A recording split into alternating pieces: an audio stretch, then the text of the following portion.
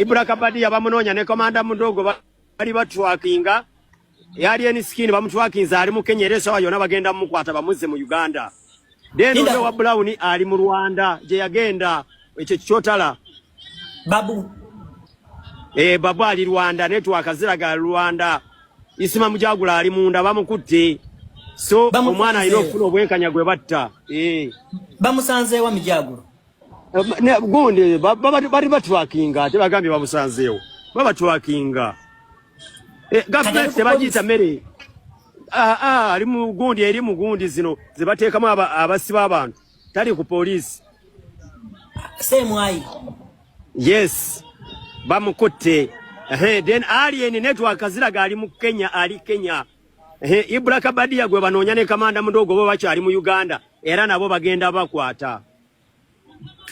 alien abadde akolera government nga abayimbire nyingi twagala justice y'omwana oli mu Uganda gwe batta fuje twagala tewali kirala government abadde akolera ni bali government erwo kuma abantu n'ebintu byabwe deno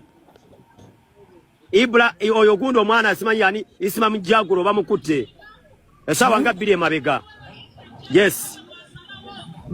twagala justice y'omwana gwe batta twagala tewali kirala omuntu wavaayo kati nangamba mbu Alien Skin kigambibwa mbu ali Kenya at least ntandika okutegeera story ya Alien Skin okusinga biri bye tubaddeko ng'ab'okufa Nguni Forest bagamba tebamanyi gyali mbu yabuziddwa obubuzibwa kwegamba kibadde kibulamu nnyo amazima ga Katonda toyinza kuŋŋamba mbu Alien Skin yamisinze bumisinzi naye nga tewaliwo story gye bamudraftingako gamba munera waliwo oba emmotoka yazze n'emukima waneeno oba abasirikale bazze Kabangali ne bamutwala oba kale yagenze kukima sente za kuyimba teyakomyewo wabadde tewaliwo story n'emu gye bagamba mbu bayabadde akola kino ne bamuwamba oba yagenze oba yabadde yeebase kale twagenze zuuka nga tali tewaliwo bawoza kimu yamisinze so fa agala ogagamba mbu Alien Skin yanebanga ali Kenya okusinziira mbu kubagezaako okubeera nga bamutracinga n'okubeera nga bamutrackinga bagamba mbu ali Kenya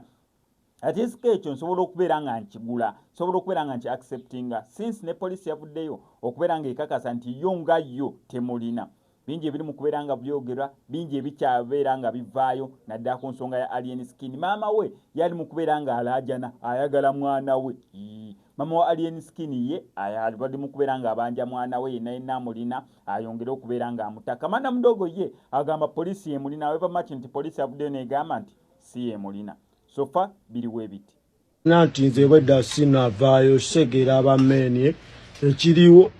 gwe wenawo oli kyosobodde kikwate tutekedde okuba fulfill mafia boss tebatubuzabuza tebatukwata ku mutwe bali mu bakwata kuki mbu tebamuyina be bamuyina okategedde tebatubuza kati ali luddawe bala tebafusibe bamuyina bameni olaba nange nvuddeyo ttano nze male nasirikidde mu kyombo nga nsirise mwana osegera naye active kati bameni nange kwendi ku mulama kwendi ku street muve ku bicho babiki kati twagala mafia twagala mafia kwendi kustu mbagabe twagala ki kyokute kikwate oba okutte kadomola kamafuta oba kaaki oba nzija amze number 1 komanda mudogo mbagambye nkola ki nzija tudde ku street twagala mafia boss free from mafia boss fenna tugwe bafango ni soldiers kano nkagambe kayamba ki kayamba